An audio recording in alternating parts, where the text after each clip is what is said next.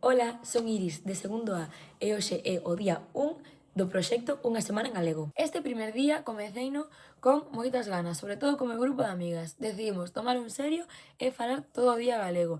A verdade é que dentro do posible foi bastante doado. Normalmente, entre nós non falamos galego de maneira habitual, senón que, somos falar máis castelán. Pero ao facer todas o reto ao mesmo tempo, foi máis fácil manter o galego. E tamén, de certo modo, como que creouse un compromiso dentro do grupo.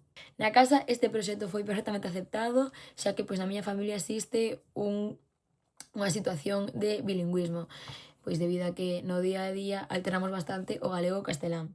Os meus pais falan con bastante frecuencia galego, xa que naceron en pequenos pobos onde tradicionalmente a principal lingua de comunicación era o galego.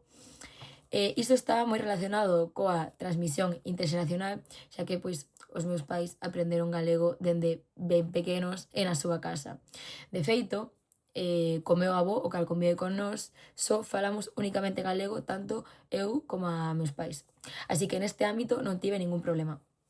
Onde si atopei dificultades foi no ámbito digital, sobre todo a hora de escribir por WhatsApp. O corrector do móvil cambiaba constantemente todas as palabras que escribía en galego e sustituías por palabras en castelán. Isto facía que o proceso fora moito máis lento porque tiña que estar cambiando todo o tempo. Intentei buscar unha solución, pero Apple non ofrece un teclado en galego, polo que non hai un corrector que se adapte á lingua. Esta situación fíxome pensar en como a tecnoloxía pode influir nos usos lingüísticos e como a falta de ferramentas digitais en galego pode facer que moita xente, por simple comodidade, acabe utilizando máis o castelán. No meu caso, recoñezo que neste ámbito pequei e acabei recorrendo ao castelán varias veces. Día 2 da semana en galego. Hoxe a experiencia xa foi un pouco máis diferente, xa que comecei a ver as reaccións da xente. O día de hoxe tive unha conversa cuns amigos de Vigo, pola miña parte en galego, aos que non lles comentara nada en absoluto deste proxecto. A diferenza do meu grupo de amigas, por parte deles recibín varios comentarios malos e varias críticas, como poden ser esta. Estes comentarios sorprenderme bastante, xa que nótase que todavía hai moitos prexuizos lingüísticos alrededor do galego. É verdade que en contextos urbanos como cidades grandes, neste caso Vigo, reside un pensamento de que a xente nova que fala galego é xente rara, por así decirlo. Pensamento que non está tan presente nos povos. Na casa, en cambio, a experiencia foi bastante máis natural.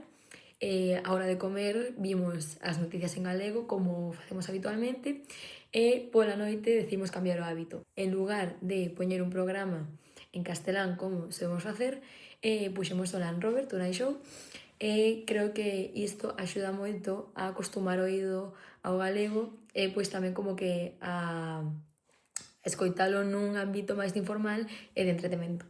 En xeral, este día fíxome reflexionar moito sobre como as actitudes lingüísticas poden cambiar dependendo do contexto social no que nos atopemos. Terceiro día da semana en galego. O día de hoxe dediqueme a facer unha serie de recados no pobo. Fun a unha cafetería con amiga, a un supermercado e unha tenda de roupa local. Todas elas tratei de falar en galego, pero non obtiven ningunha resposta na mesma lingua, senón que todos os dependientes respondéronme en castelán, cousa que sorprendeume bastante. Básicamente que produciuse unha situación bastante habitual na realidade sociolingüística galega. Eu mantiven o galego, mentres que o interlocutor decidiuse polo castelán, o que podemos interpretar como un cambio de código. Este tipo de situacións tamén se poden relacionar con algúns prexuizos lingüísticos. Ás veces existe a idea que o castelán é a lingua máis normal para atender ao público, mentres que o galego queda nun segundo plano. Especialmente isto sucede en contextos comerciais. Este día fíxome reflexionar en como o galego segue tendo pouca presenza en algúns ámbitos públicos. Día 4 da semana en galego. O día de hoxe sucedeume algo moi curioso relacionado coas redes sociais e que en TikTok comezou a saírme moitos vídeos de galego falantes. Non sei se porque o móvil detectou que estou falando en galego ou porque o algoritmo está comezando a recomendarme vídeos neste idioma. Dos rapaces que vin, o que máis me gustou foi un que se chama Antón, que este é o seu nome TikTok, é unha rapaza chamada Julia, que o curioso é que non é de Galicia, senón que é de Cataluña, fai vídeos diarios aprendendo palabras novas en galego e como falar o idioma dende cero completamente debido ao seu gusto por a música galega, en concreto o rapero Hard GZ. Isto fixo unha especial ilusión, xa que é unha rapaza da miña idade, ver que a xente de fora está interesada pola nosa cultura pareceme algo moi bonito. Ademais, tamén estive buscando música en galego para integrarme máis na lingua. Estive escoitando varios e un dos que máis me gustou foi Nove Louro e outro tamén que non sei pronunciar polo que poño o nome por aquí. Todo isto fíxome pensar que as redes sociais poden ter un papel moi importante na normalización lingüística, xa que permiten que o galego estea presente en ámbitos modernos, como pode ser a música ou os contidos digitais. Cosa que é moi importante para que as novas xeracións vexan esta lingua como actual e útil. Día 5 da semana en galego. O día de hoxe foi un día moi tranquilo e non tive ningunha situación moi chamativa. Con todo, sí, notei algo interesante. Comezaba a falar galego con máis naturalidade. O primer día da semana tiña que pensar moito as palabras e esforzarme por non cambiar ao castelán. E co paso dos días, agora sento que falo con máis fluidez e seguridade. Hoxe, por exemplo, coincidín con unha veciña maior no portal do meu edificio e comezamos a ter unha conversación moi natural. Cando me dien de conta, estábamos a falar en galego. Foi unha conversa moi curta, pero fíxome pensar en como o galego segue presente en relacións cotiás, sobre todo en xente de maior idade.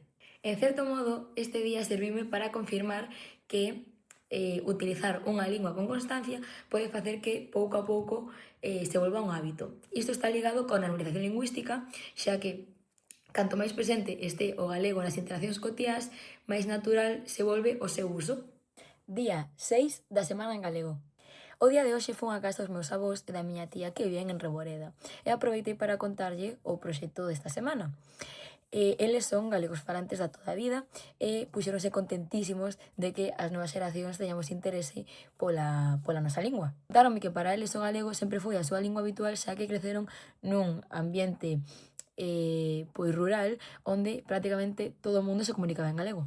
Por eso din que lles dá certa pena ver como o castelán cada vez ten máis predominio e a xente nova dalle máis uso. Ao mesmo tempo me dixeron que tamén están moi contentos de que existan iniciativas como esta que eviten con todo pois que o galego non se perda, xa que pois creen que é unha lingua moi enriquecedora e que todo o mundo debería utilizar no día a día.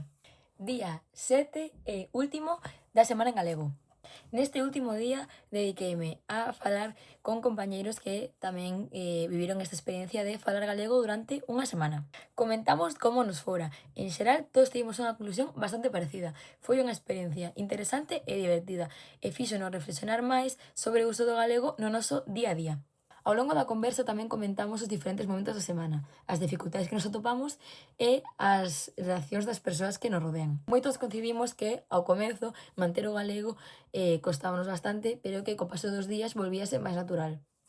Isto demostra que moitas veces non falamos galego non porque non saibamos, senón por costume. No meu caso, decateme de que moitos prexuízos lingüísticos que podía ter antes, despois desta semana xa non os teño. Esta experiencia fíxome reflexionar que a lingua galega é unha lingua perfectamente válida para calquer tipo de situación, aparte de que é parte da nosa identidade cultural. En definitiva, esta semana fíxome valorar o galego e entender que mantelo vivo depende das decisións que tomemos no noso día a día.